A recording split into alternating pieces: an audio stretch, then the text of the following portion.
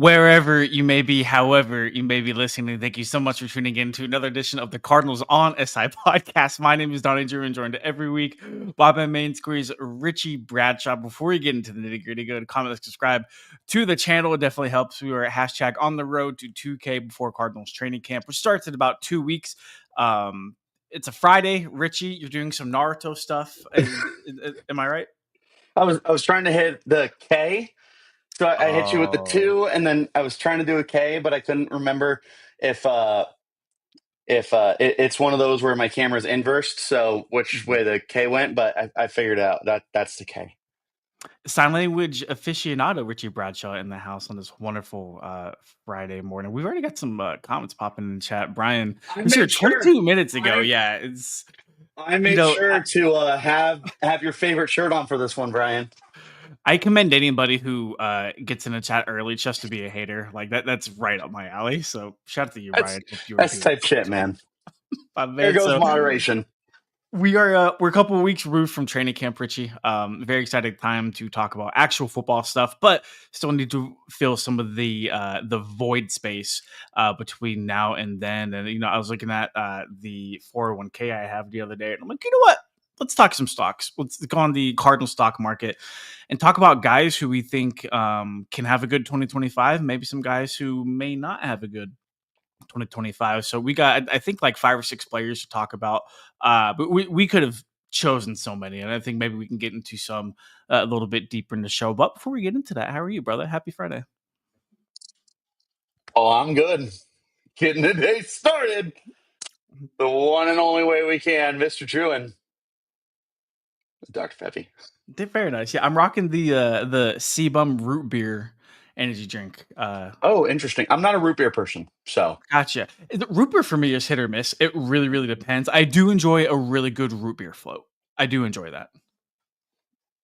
Yeah, it's just not for me. But I mean, I know that root beer floats are classic. I can do a Coca-Cola float. I maybe have done a Dr. Peppy float before. I don't know. So what I do Ron know, Burgundy? I'm Ron. Stop putting question marks. You know he's going to read exactly what's on the teleprompter. What I do know is I am no longer alone in this room. Yeah, There shout out is to Harley. a Harley Quinn. Hello, monkey. Good morning. Hi. I thought I closed the door all the way. Good. It is All right, what it is. Let's talk some ball. There's 3 dogs on the podcast, so big dog. A big dog. And yeah, big dog. Let's get into it. Stock exchange. What Arizona Cardinals are we buying or selling moving into 2025? We'll put a player on the screen. We'll talk about it, and ultimately we will buy, sell, or hold. I think hold should be a good third middle ground option. Is this Shark Tank? Sharks, I'm coming to you today. Sharks, I'm coming to you today to pitch Kyler Murray. To pitch Kyler Murray. That's actually a wonderful transition, Mr. Richie Bradshaw, because the first guy we're going to talk about is Kyler Murray, the most polarizing athlete, I think, in the state of Arizona whenever it comes to sports. Some people love him. Yes, sir. So I love that you brought that up. I don't mean to sidetrack too much. You're good. Dude, probably about a year ago, it was not Bickley Murata. Which is the 98.7 show I actually enjoy? Yes. Yeah, Bickley Murata suck. Burns and Gambo were talking about how Kyler Murray is the most polarizing athlete in Arizona sports history. What do you think of that? He's up there. If he's not number one, he's certainly up on the list pretty high. I was going to say, brother, at the time, I was like, that's stupid. And I've kind of sat and thought about it, and I'm like, I don't know, maybe. So let me know in the comments what you think. Drop a comment if you think Kyler Murray is the most overrated. Not overrated. What did we just say? Polarizing. There you go. Womanizer, something like that. Okay. Yeah, something like that. So it's obviously a big year for Kyler Murray entering 2025, and it feels like us and everybody else who covers the Cardinals have talked ad nauseum about Kyler Murray and just like how massive of a year it is for the former number 1 overall pick and the former Heisman Trophy winner. Number 7. His first 6 years in the desert has been full of ups and downs. It's the textbook definition of roller coaster ride as a player in the National Football League. We've seen Kyler Murray at his best. We've seen the not so great sides of Kyler Murray as a football player and as a leader on the sideline. 2025 is a big year. It feels like we cannot overstate that enough, Richie. He's got all of the tools. He's got the name of cohesion and continuity alongside him. Um, Yeah. the the pieces are there. You really feel like the pieces are there for their offense in Arizona to be a fringe top 10, top 12 unit. But ultimately, it does boil down to Kyler Murray.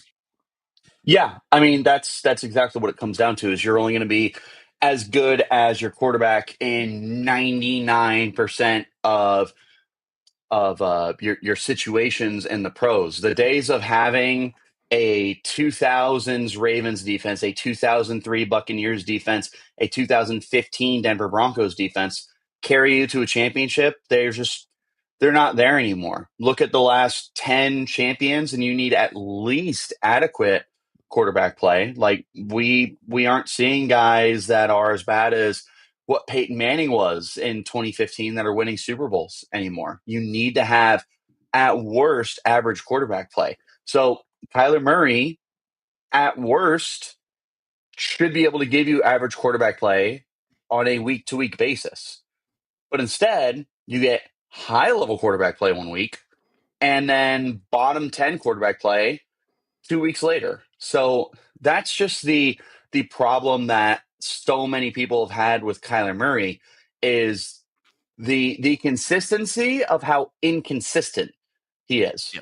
You don't know which Kyler Murray you're going to be getting on a week to week basis. And a lot of the times that has dictated wins and losses for the Cardinals. I mean, we can think of a few instances last year where if Kyler had been playing better football, they might have won that game. I mean, I immediately go to Seattle when he threw the pick six to Kobe Bryant.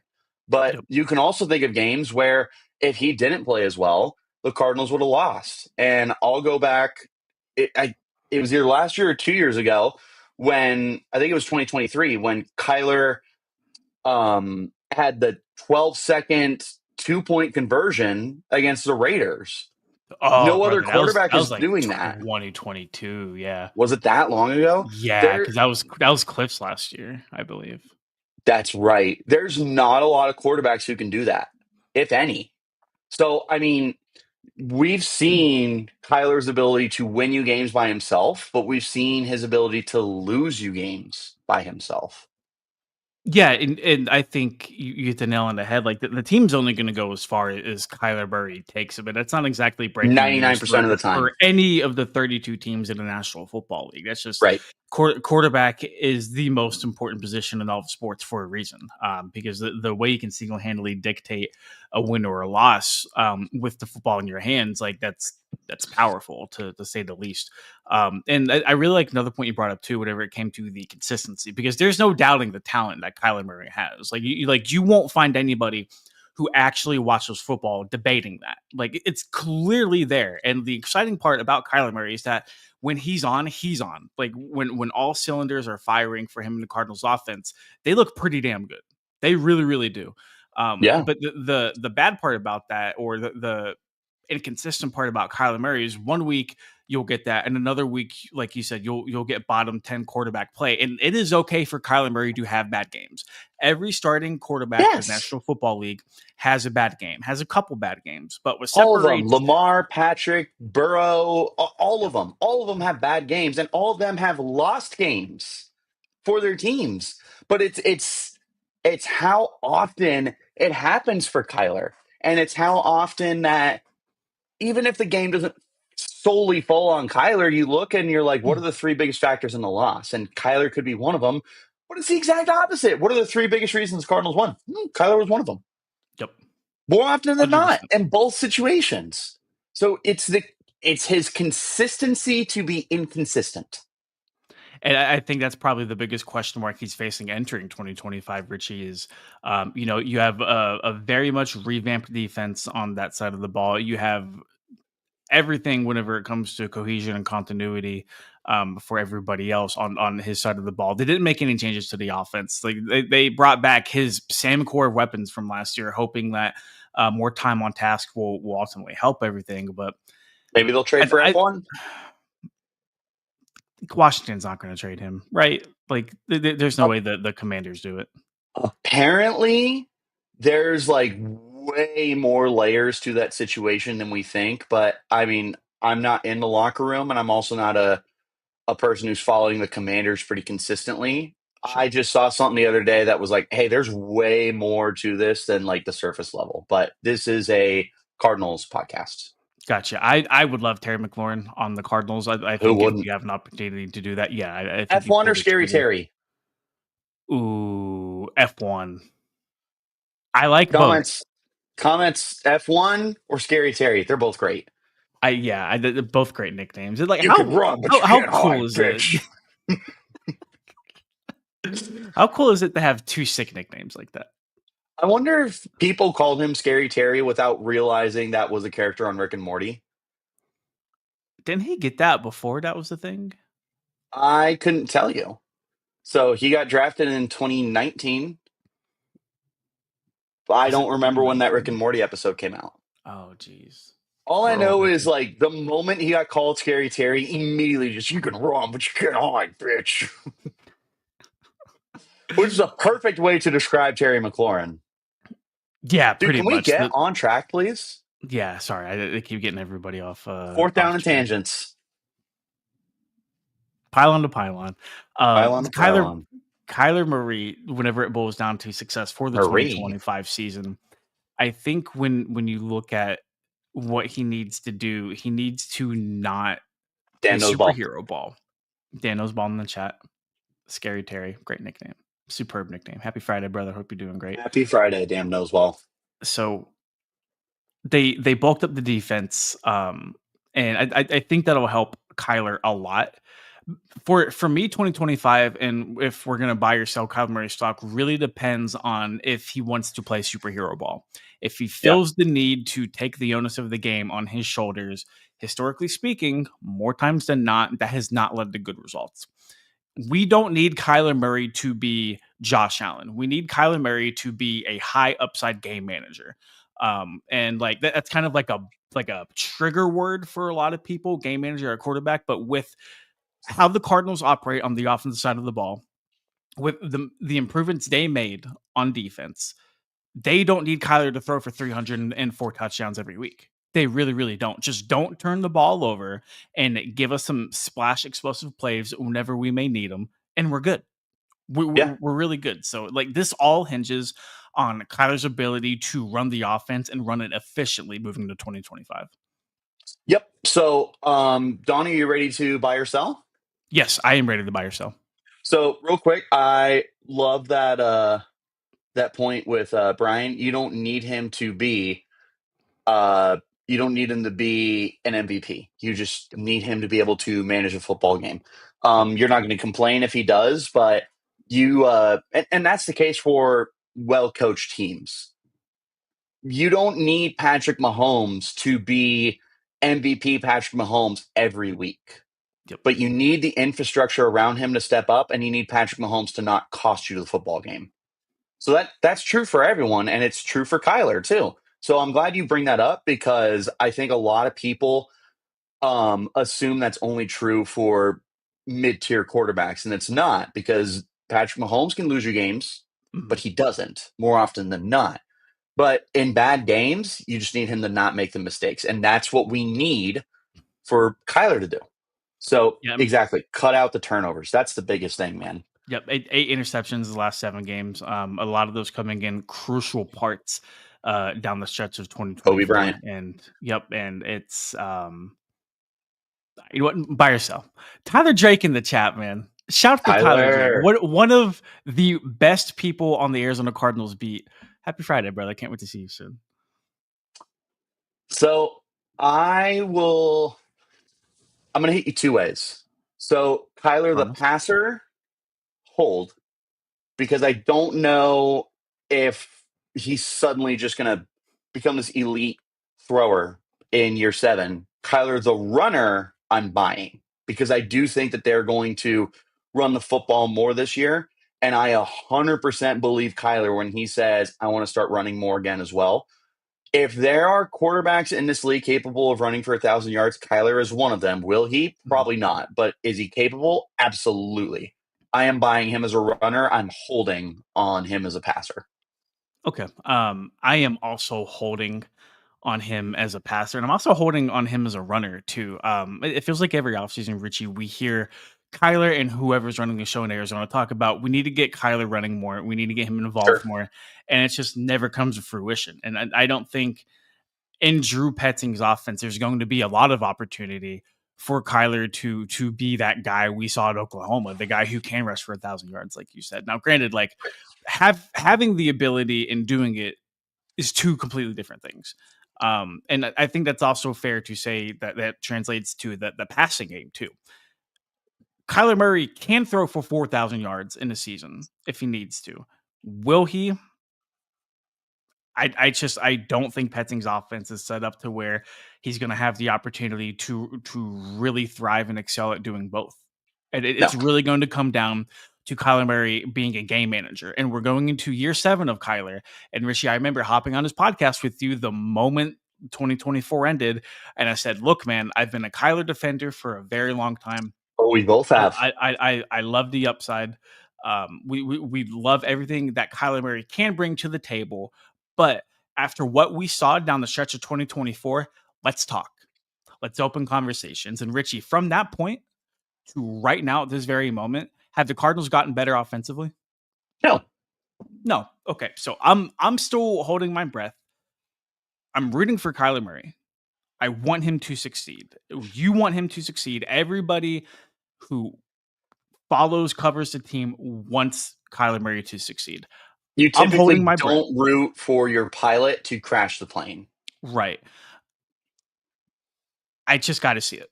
I Right. have to see it with my own eyes on a consistent basis before I'm going to buy Kyler Murray stock in 2025. So I'm holding on Kyler as both a passer and a runner.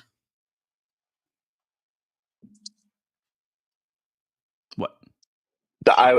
Every time I hear holding, I just start screaming, offense number 78, 10-yard penalty. Replay first Moving down. on to Kyler's number one target in 2025. And speaking of Marv, Brian is all over it this morning. Marvin Harrison Jr. And I don't think this will be a very long conversation, Richie, Nope. because Bye. Next. yep, I was going to say, when you look at Marv's rookie year, in comparison to guys like Malik Neighbors and guys like Brian Thomas Jr., disappointing, sure, whenever you look at the numbers, but I think everything needs context. And Exactly. given, like, already got the Maserati emojis in the chat, given Marv didn't have all the opportunity to establish a connection with Kyler Murray heading into last year, and him being thrown to the Wolves week 1, dude, he got what, 3 snaps in preseason, didn't get any targets, and then on the road at Buffalo, Super Bowl contender, they were bracketing him, they were double teaming him. Yeah, you're Yeah. not going to know what to do. Like, But Donnie, what he are we was doing? wide open that one time. Oh, when the And play went to Kyler the missed him. other side of the field? Yeah, he sure was open. Brian says he's buying MHA, but not I blindly. think that's totally fair. I think that's a That is fair. totally fair to look at it. That is fair. Because, But I think buying him in 2025 looks a lot better and a lot confident than 2024, because you saw the pieces of what can be Marvin Harrison Jr. as an NFL receiver. He bulked up over the offseason. Like, he yeah, dude obviously stayed in has Boston. he's an established connection with Kyler moving into that pivotal sophomore year. I'm buying Marvin Harrison Jr. and I'm buying everything that I can with him. Yeah, so I have previously talked about this in some of my content. If you guys follow that, then you'll know what I'm about to say. Is that a successful year out of Marvin Harrison Jr.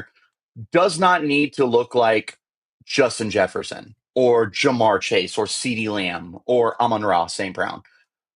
A successful season out of him looks like he's building upon some of his strengths.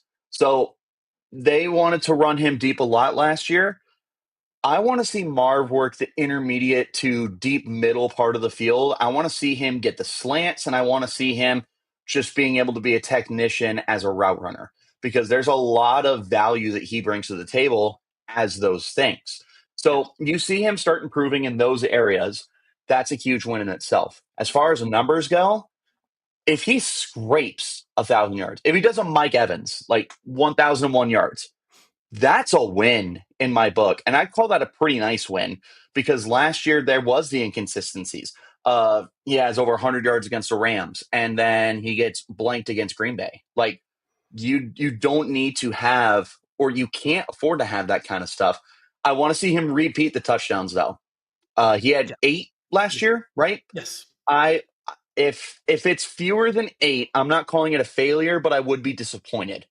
I think that should be kind of the bar that he is setting for himself. Receptions, 70 plus. He had 65 last year. I just want to see minor growth statistically from him and improved growth on the field, especially just get him deep middle part of the field, man. Just give me those 15-yard chunk plays and let's see what we can do. Make him slant boy if we have to. Like, just get that confidence going for him. He's also a rack guy, Donnie. He is. You get the ball in his hand and he can turn it into something. Yeah, and James, I I'm would love with to you, by the way. see. Saw the comment, Yep. James. How you doing, brother? Yep. Thanks for checking us out, James. I think I would love to see Marv moved around a lot more in 2025. I just really think a lot of his success in big plays came whenever Petzing utilized him.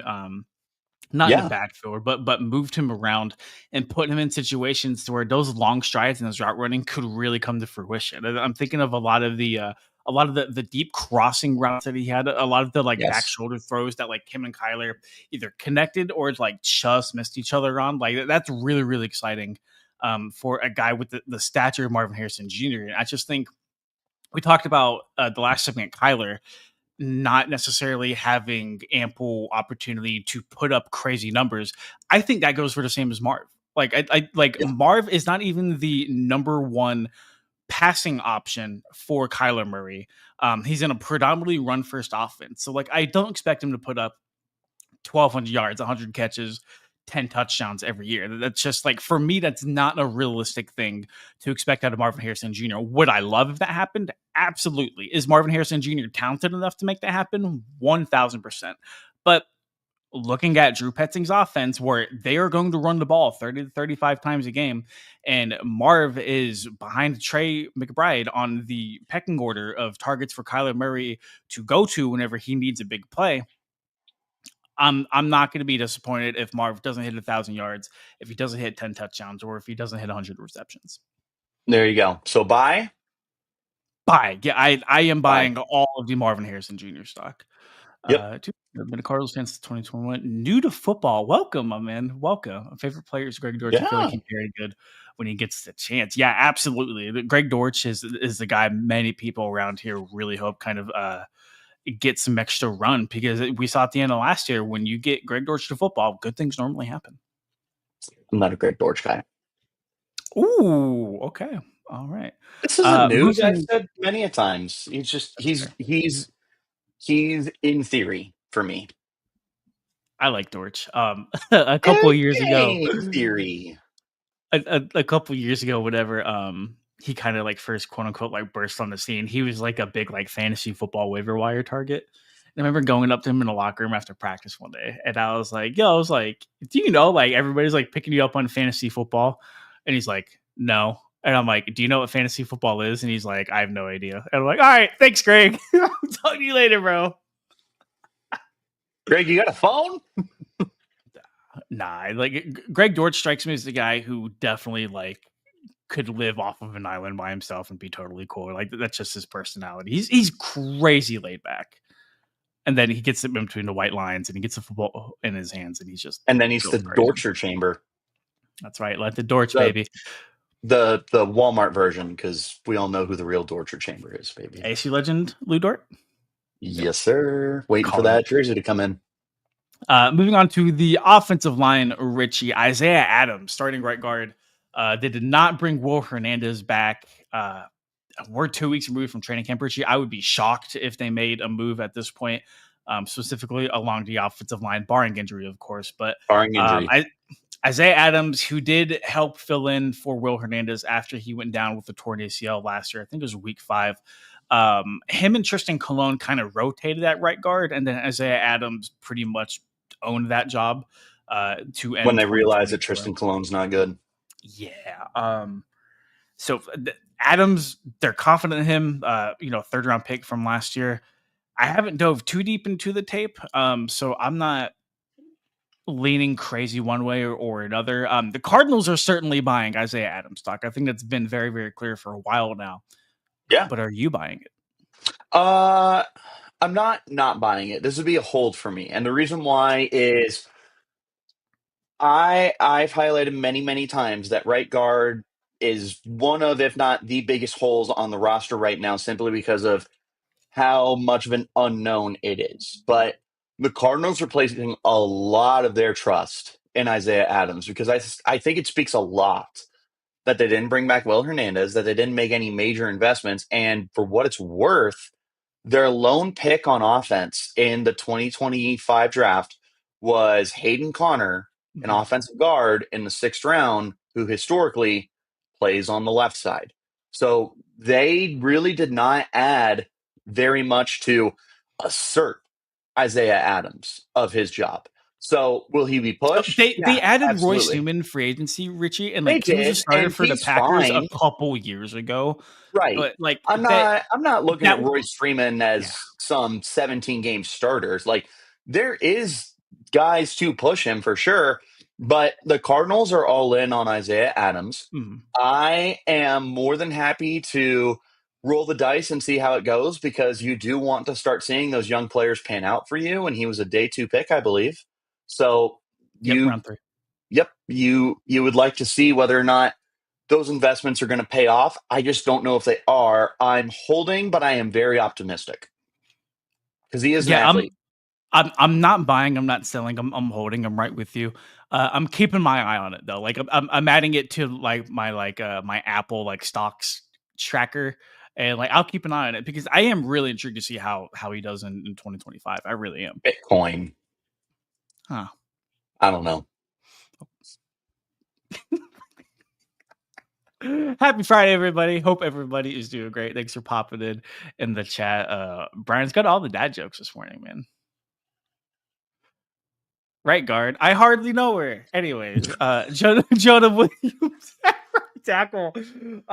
Jonah Spell. played a quarter for the Cardinals last year to start 2024. Suffered a knee injury, came back, injured his knee again, landed on injured reserve to end the year. Entering the final year of his contract in Arizona, he's got Kelvin Beachum behind him, who contemplated retirement. And then he's got Christian Jones, who is entering his second year, who also was a little bit banged up last year too. Buy, Spell. sell, hold. Spell. Yeah, I'm right there with you. Give me the $5 that I can get for him. And by the way, I know a lot of people are going to assume I hate Jonah Williams. Donnie, do you remember how high I was on him when he was coming out of college of Alabama? Very much. Because I said that was the best offensive tackle prospect that I had seen. And he was phenomenal and he was elite, but he's been injury prone. He tore his ACL his rookie year with Cincinnati. He's been banged up ever since. He was not able to get on the field last year for you. There's just not much there right now that Jonah Williams provides for me that makes me confident and comfortable in him continuing to be a key cog to this offensive line. And right now, the Cardinals want him to be starting on the strong side. And I understand why you want to, because he still is relatively young. He still is relatively talented, but again, he's one of those guys that's in theory right now. Yeah. I've been saying this all offseason, and I'm not planning to stop anytime soon. Kelvin Beachum should be your starting right tackle for most, if not all of the year until he loses that job because you know what you have with him. He's solid. He's an aging veteran, so you know that you're not going to get this top level Pro Bowl play out of him. But I am confident that I can get at least adequate play out of him. And I don't have the question marks with him that I do with Jonah Williams because I can have Jonah Williams out there and he could be playing great. And then all of a sudden he gets nicked up and maybe he doesn't miss a game, right? But now he's not the same for the next 5 games. And now he's a liability. at least with Kelvin, I don't have to worry about that. And his good games and his bad games are pretty much the same. Like, I consistently consistent, maybe not in the best way and the most exciting way, but at least I know what I'm getting. He's the white bread for this offensive line. He's super safe. Just give me what I know. I'm not looking to take risks in a year where I'm trying to get to the playoffs. If this was another rebuild year for the Cardinals, yeah, let's do it. Like, why not? He's on his last year of his deal, this, that, and the other. But the Cardinals are gearing up for the playoffs, and you want to be able to put your team in the best position to be able to get into late January football, where they haven't been in almost 5 years. So you got to get that figured out. But I definitely am selling as much as I can on Jonah. I used to love him in the pieces. He is completely unreliable at this point in time. So I think as far as talent goes, that can be debated on who would be a better right tackle to start this year, Beachum or Williams. I do think the price tag certainly plays a factor into it because you're paying Jonah Williams $15 million. You're not going to have him be a backup. That's just how That's it the is. problem. That Right is the guard. problem. Right guard. Are you going to move him the guard? Why not? I don't know how I feel about that. I think that when he came out of college, there was already discussions he needed to move inside because of shorter arms. And I think he was a fine tackle in Cincinnati. He wasn't anything great or legendary by any stretch, but I thought he was fine. And like the hope in pairing him as an opposite bookend to Paris Johnson Jr. was at worst you have two capable guys at tackle. And to be fair, like we never really got to see Jonah Williams play as a right tackle in 2024 because like he played one quarter in Buffalo to open the year and then he got hurt. Tried to come back, tried to force it. Obviously, was not the same. Re-injured himself and never really got that opportunity. So like we don't know what he looks like, but like the injury history, him going into the last year of his contract, like it's a very tough sell for Jonah Williams, whatever you're talking to people who cover the team and people who watch the team as fans to really prop this guy up and say, hey, like he's going to have a great 2025. Can he? Absolutely. Like there's no denying it. I think whenever you look at the Jonah Williams name, there's a lot of name value to that. Maybe rightfully so. Brian says garage sale. I know I'm probably getting ripped off, but I just want it gone. Brian is selling. Huh. Richie, you are selling. I think I'm selling too. I'm not selling as hard as you guys, but I'm not going to hold my breath on Jonah Williams to have a great 2025. And if at some point Kelvin Beachum does end up replacing him at right tackle, I'm not going to be super surprised. No, nor should you be. So, Not rooting moving on, we against got him, but right. yeah. Obviously not. Like anything said here is just out of like football. It's not personal. Obviously, it would be very dumb for me to hop on this podcast and like talk about a player and then have to see them in the locker room next week. Like that's just not smart or good business. But we do what we got to do. Moving on to the defensive side of the football, we have two more people. Richie Bradshaw, the first of them is going to be Darius Robinson, the sophomore, former first-round pick for the Cardinals. Talk about a guy who suffered from injuries, never really got to get going. Robinson had a calf injury in preseason, and then had a very, very unfortunate passing of his mother halfway through last year as well. It's just a total storm of unfortunate events to happen for Darius Robinson. I think when you flash back to training camp last year, we saw what he looked like. We saw the potential that the Cardinals valued in the former Missouri product. And I'll never forget being from me the computer away and just watching him push Paris Johnson Jr. back like a shopping cart. I will never forget him just moving the number 6 overall pick from a couple years ago like he was nothing. Like it was butter. Montekia, Richie. Brian's already buying the Darius Robinson sock. Thank you.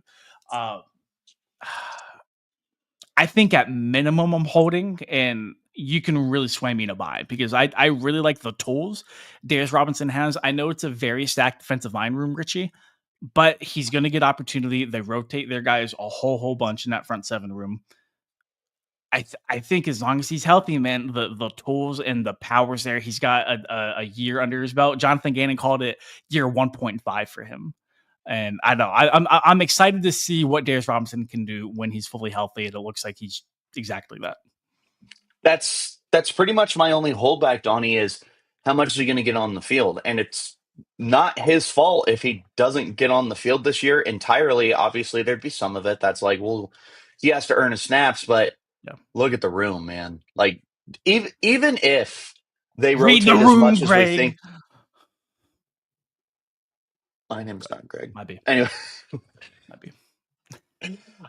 Even if they do as much rotating as we expect them to do, and as we've seen them do, there's not a guarantee that we're going to see Darius Robinson play this significant amount of snaps because it is year 1.5 for him, and he's still very raw. Remember when he was coming out of Missouri, that was the big talk with him, is he's a very raw, talented player, but he needed a lot of refining and polishing to be able to reach the maximum potential.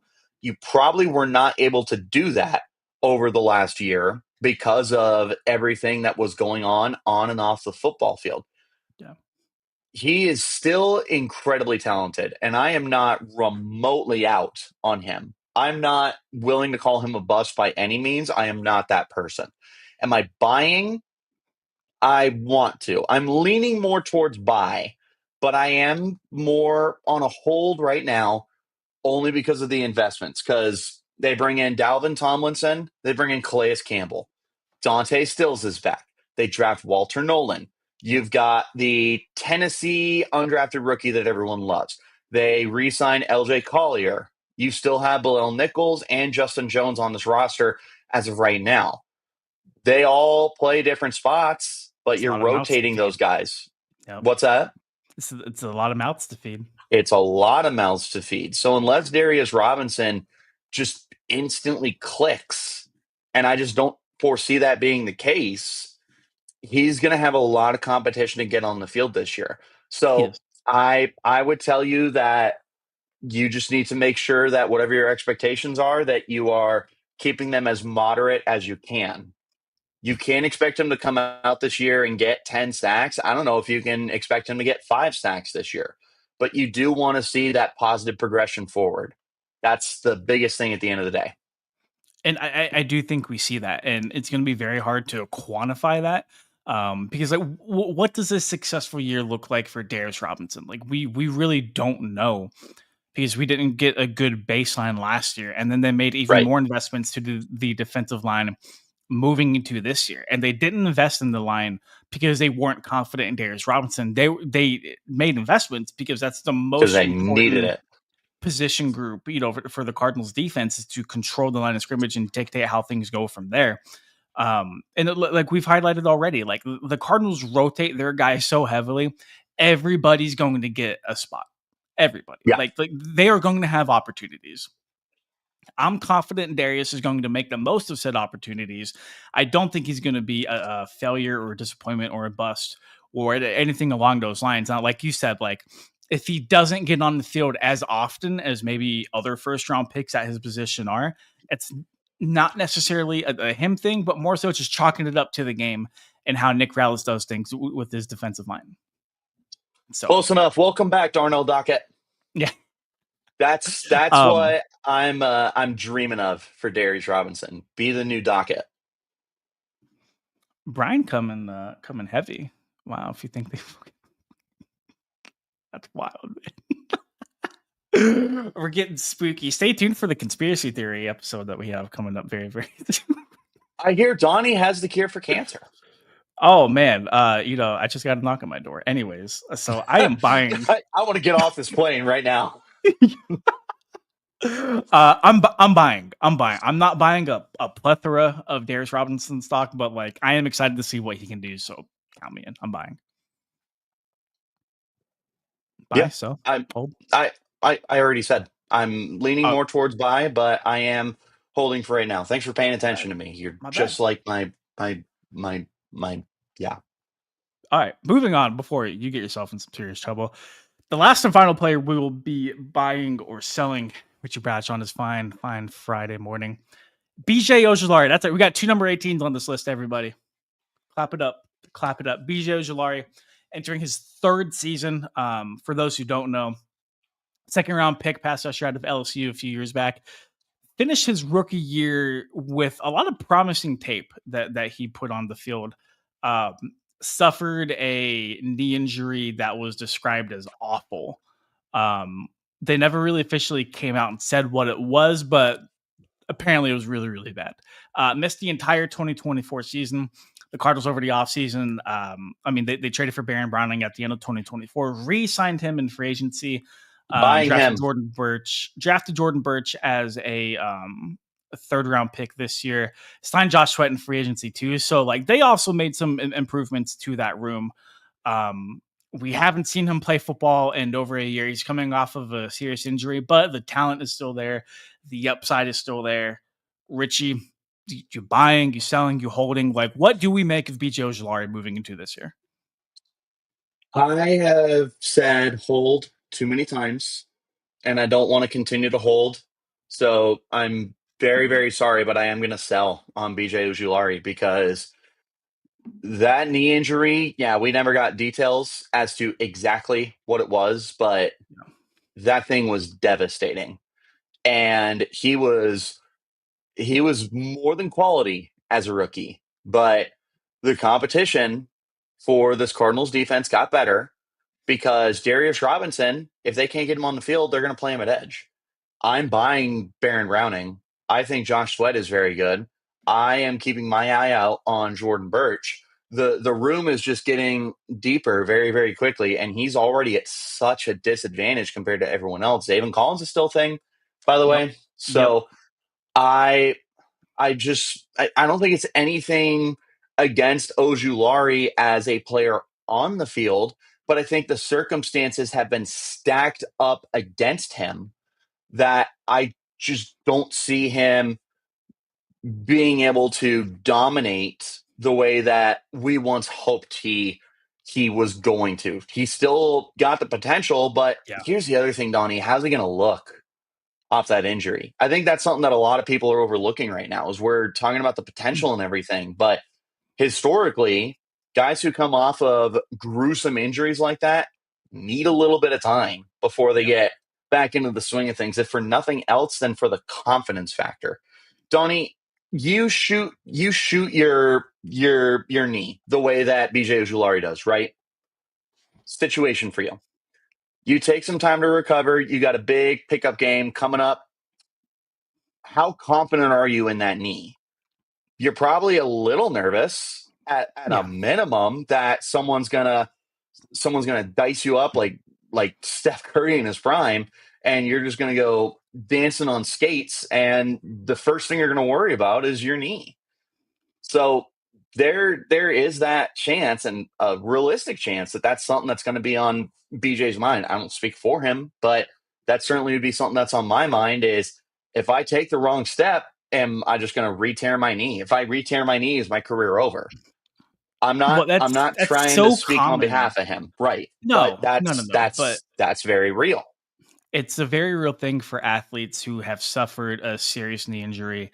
Um, and you never know. And like Kyler has talked about it at length, man.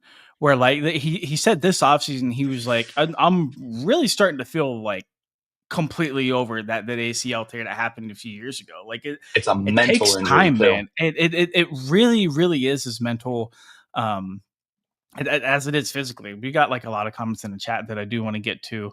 Paul said he's buying. I'm not going to read Brian's comment. Jeez, man. Shout out to Minnie. Happy Friday, Minnie. Hope you're doing great.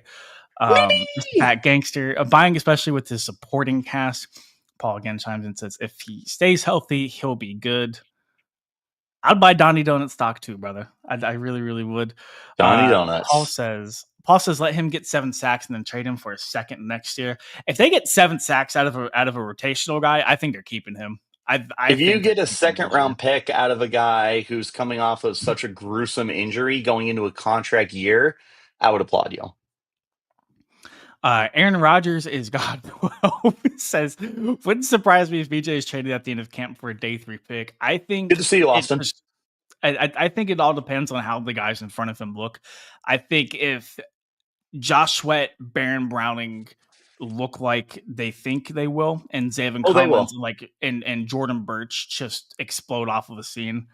If the 3 or 4 guys in front of him, not in front of him, 3 or 4 other guys really take off and kind of explode like they want them to, I would still be a little bit surprised if they traded BJ, but that also wouldn't be the craziest thing in the world.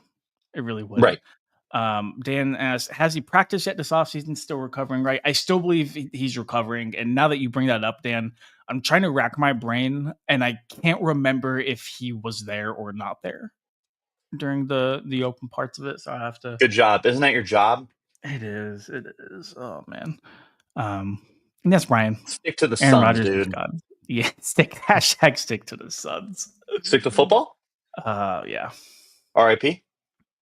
R.I.P. R.I.P. I Pac-12. don't know what to do with Ojulari, bro. I don't. I think the potential is there, but I think there's so many factors working against him.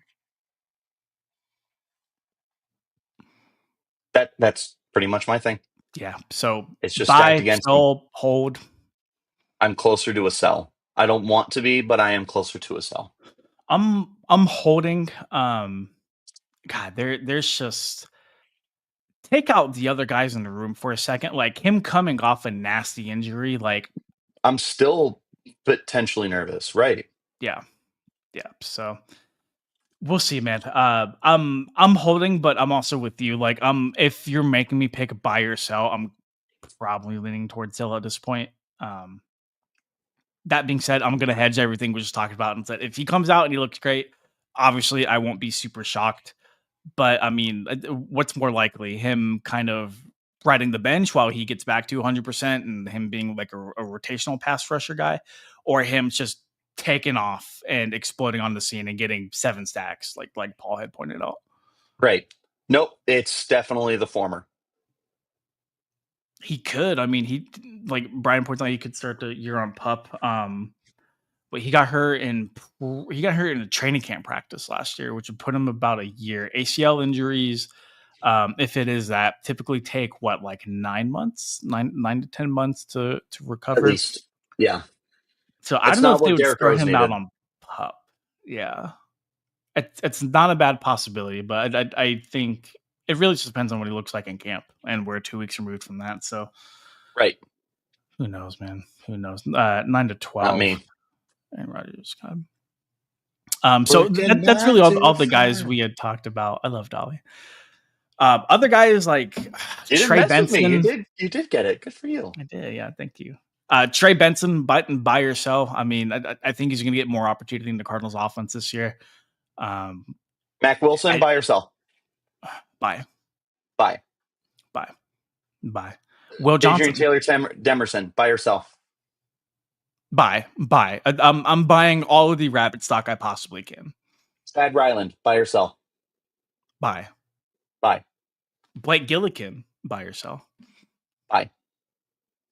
Will Johnson? I want to buy, but I have the reservations as far as I'm expecting him to play 17 games and we can't place that expectation on him, kind of thing. I'd still buy, but I'm cautiously buying, not because I doubt him whatsoever. Ryan says a realistic buy for Will Johnson, whatever that looks like. Right. Not Marcus Peters, Defensive Player of the Year. He's capable, but we can't come out here and be like, oh, yeah, he's going to pick off 8 passes and house 2 of them. Final one. Jonathan Gannon, buy or sell? Buy. As much stock as I possibly can. I sound like NSYNC right now. Bye.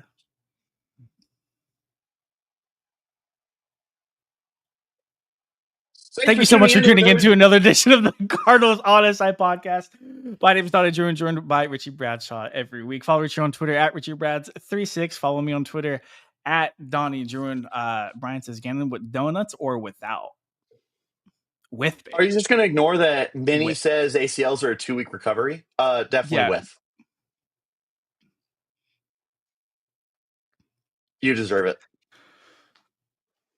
That being said, I hope everybody has a great Friday. I hope everybody has a great weekend. We will be back at some point next week to talk some more Arizona Cardinals football. And remember, we are here to chew bubble gum and give very, very bad Arizona Cardinals takes. And And Richie I'm Bradshaw. all out of bad takes. Happy Friday, everybody. Enjoy the weekend. We will be back soon, and we'll catch you guys later.